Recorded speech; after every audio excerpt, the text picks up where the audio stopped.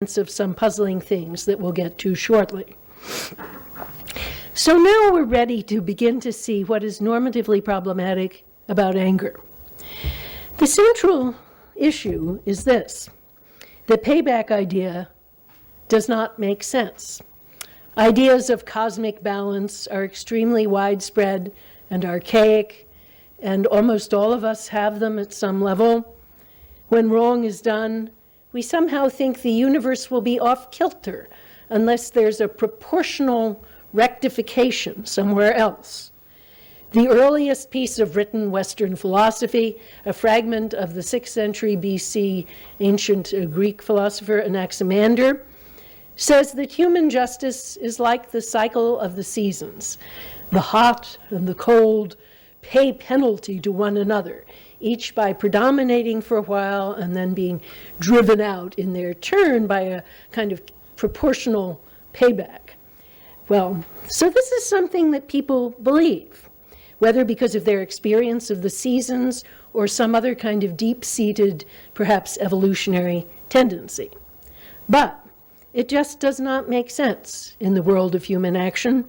Whatever the wrong that was done, a murder, a rape, inflicting pain on the wrongdoer does not, in and of itself, restore the thing that was lost. As Aeschylus says, when a man's blood is spilt upon the ground, who can call it back again? We think about payback all the time, and it's very human to think that proportionality between punishment and offense somehow makes good the offense. Only it doesn't. Let's say my friend has been raped. I urgently want the offender to be arrested, convicted, and punished. But actually, what good will that do? Looking to the future, I may want many things: to restore my friend's life, to prevent and deter future rapes. But harsh treatment of this particular wrongdoer might or might not achieve the latter goal. It's an empirical matter, as Plato, rejecting Anaximander's archaic idea of punishment, already saw. But usually people don't treat it as an empirical matter. They're in the grip of an idea of cosmic fitness that makes them think blood for blood, pain for pain is the way it has to be. The payback idea is deeply human, but fatally flawed as a way of making sense of the world. But now let's return to Aristotle's idea of down-ranking. For there is one, and I think only one, situation in which the payback idea makes perfect sense. That is, when I see the wrong as entirely and only a down-ranking. That is, as entirely about relative status.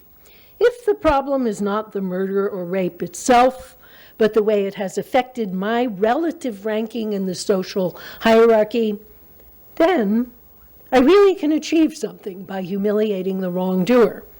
By putting him relatively lower, I automatically do put myself relatively higher. And since relative status we're imagining is the only thing I care about, I don't need to worry that the real well-being problems that are created by the wrongful act have not been solved. In short, a wrong person who is really angry, seeking to strike back, soon arrives, I claim, at a threefold fork in the road. So 3 paths lie before her. Either she goes down what I would call the path of status, that is, she sees the offense as all about her and her relative standing. Or second, she focuses on payback. She takes the road of payback and imagines the offender's suffering would actually restore what was lost, a thought that I say does not make sense. Or, if she is rational, after exploring and rejecting these 2 flawed roads, she'll notice that a third path is open to her, which is the best of all, I think. She can focus on doing whatever would make sense in that situation and be really helpful going forward. This may very well include the punishment of the wrongdoer, but in a spirit that is forward-looking rather than merely retaliatory. But wait, what's really wrong with the status path? Many societies do encourage people to think of all injuries as essentially about themselves and their own ranking. Life involves perpetual status anxiety, and more or less everything that happens to one either raises one's rank or lowers it. Aristotle's society, as he depicts it, was to a large extent like that. And he was very critical of this tendency on the grounds that the obsessive focus on honor impedes the pursuit of intrinsic goods. The error involved in the status path is not silly or easily dismissed, nor should we think that the preoccupation with honor and status is found only in other societies, those that we call honor cultures. And Americans tend to think, oh, they're over in the Middle East, and ours is nothing like that. Of course, that preoccupation with honor is ubiquitous in our own society. And I have to say, by the way, that those of you who ever get a chance to see the musical Hamilton, it's all about that. And it's all about how Burr is obsessed with relative status, and Hamilton is trying to get out of that and to get a focus on intrinsic goods, but then they have to fight this terrible duel. And so it's about the difference between the obsession with relative status and the pursuit of intrinsic goods. And why did Miranda write that? Well, he wrote it to American society of today because he saw the same preoccupations there, of course. So the tendency to see everything that happens as about oneself and one's own rank seems very narcissistic, ill-suited to a society in which reciprocity and justice are important values. It loses the sense that actions have intrinsic moral worth, that the rape of my friend is bad because of the suffering it inflicts, not because of the way it humiliates the victim and her friends in the relative social hierarchy. Even in the case where one is oneself the victim of rape or assault, it somehow seems off to view the offense as bad because it's a down-ranking, rather than because of the way it inflicts pain and trauma. If it were primarily a down-ranking, it could just be canceled by the humiliation of the offender, and many people certainly believe something like this. But isn't this thought a red herring, diverting us from the reality of the victim's pain, which needs to be constructively addressed by attention to her?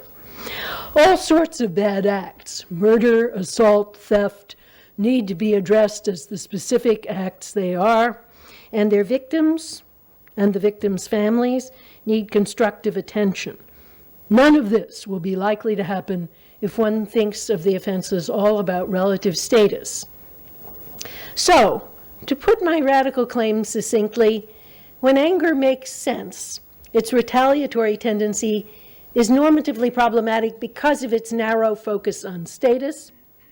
When it's normatively reasonable, that is, focused on the murder or the assault or the rape, its retaliatory tendency doesn't really make sense, and it's normatively problematic in that way.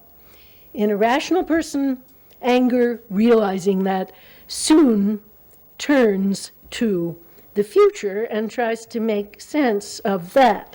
So from now on, I'll call this healthy segue into forward-looking thoughts, and accordingly, from anger into constructive work and hope, the transition with a capital T. Okay, so that's a technical term. But to clarify further what I mean by the transition, let me consider